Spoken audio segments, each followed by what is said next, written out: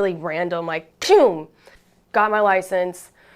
My cousin hooked me up with one of his friends at Keller Williams, like thought we would be a good fit. And so I started there, was not a good fit. And in the meantime, I wasn't making any money and therefore couldn't like live. So I started bartending at a bottle shop. And this is like the crazy part. One of my regulars at the bottle shop used to work with Quentin here at Dash as like the mortgage or as a lender guy.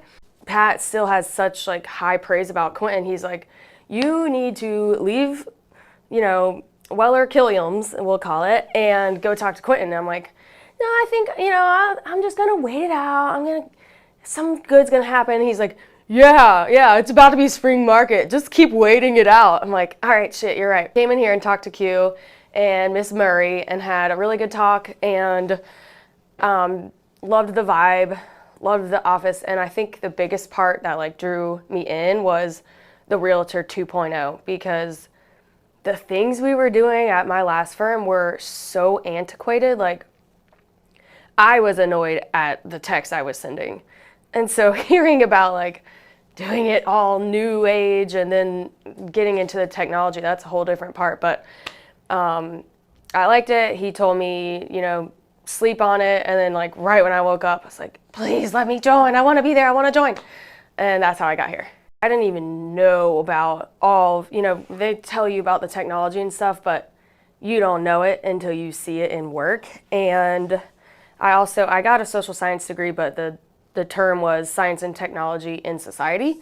So obviously I'm like, like software and this and that, and then being able to see the tools in action and just having them literally up to date, and then even more so like the things Josh has done for our streak and this and that. Like our technology is better than Zillow, and they're like $1 billion trillion company. Like what? So back at the beginning, I was just ready for a change. Needed training. I needed support. I needed more confidence. I needed to know how to show a home, how to write a contract. A million things that like I had just been digging around at the last firm, not knowing like any of that stuff. So I was just eager to the training, basically, yeah. Oh yes, after college, I started working for the DOT, and that was really cool. We've actually got cameras and watch you guys drive and send help to crashes. But then I worked for a software company selling software. And then I went to a blood bank, tried to save the world with that, went back to software, and then went to Keller Williams, and then came here about a year or so later. My cousin works for Linda Craft. He's been there like 20 years, and he lives here obviously, but I've kind of like followed in his footsteps.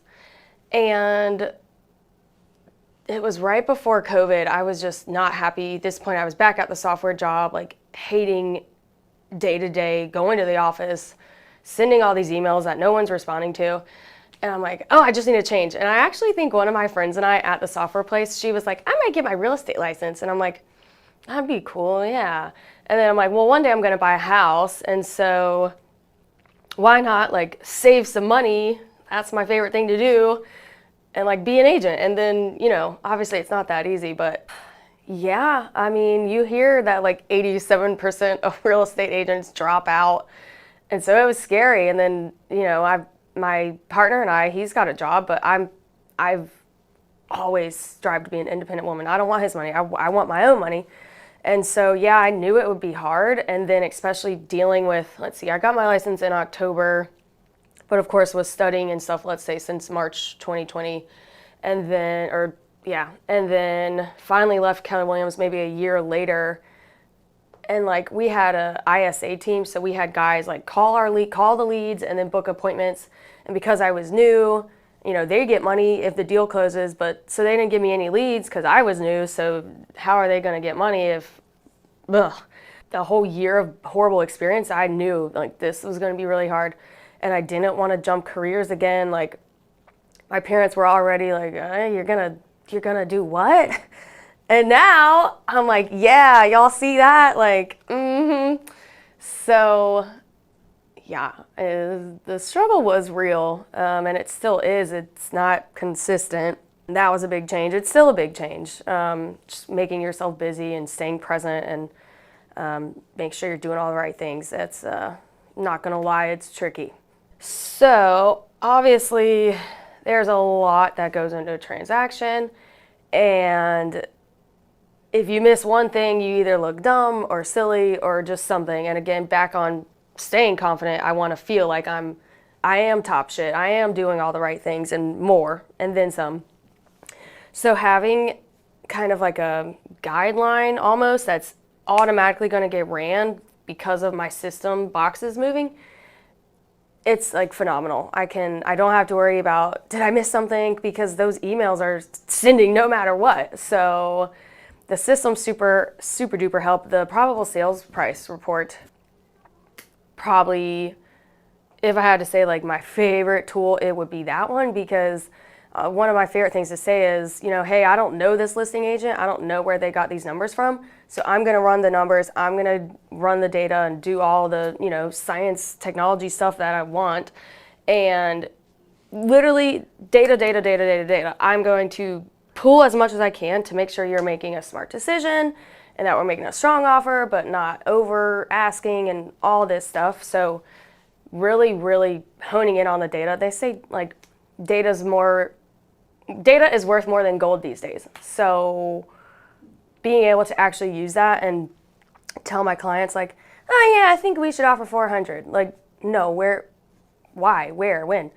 Showing them the data, anybody can explain that or understand that. I'm not just like, oh yeah, well, I felt like we should offer this today. Like, gotta have the data. Yeah, definitely the people. Everyone's so friendly and helpful, and that was another huge change from my other firm. Like, people would get contracts, and I try to be nice to everybody, no matter what.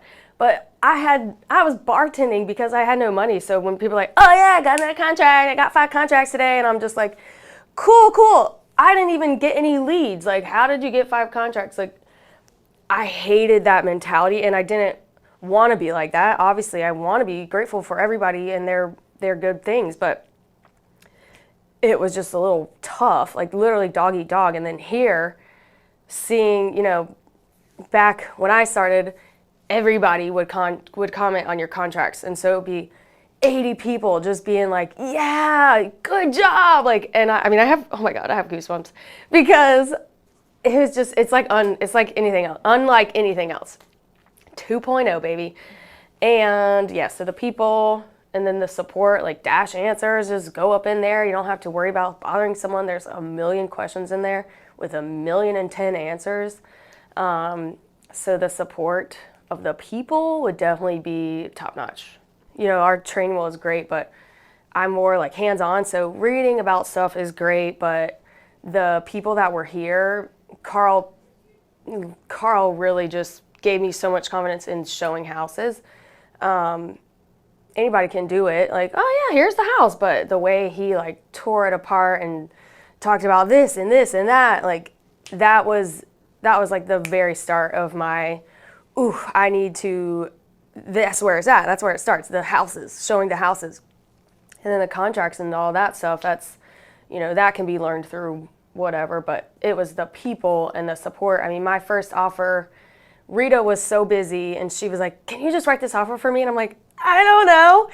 And Lady and Q, it was a Saturday morning, they helped me write it. I'm like, it was my very first contract. And that was like so cool. Well, if you're boring, you should not join Dash. If you want to like be a hermit, I know some places that would accept you. And yeah,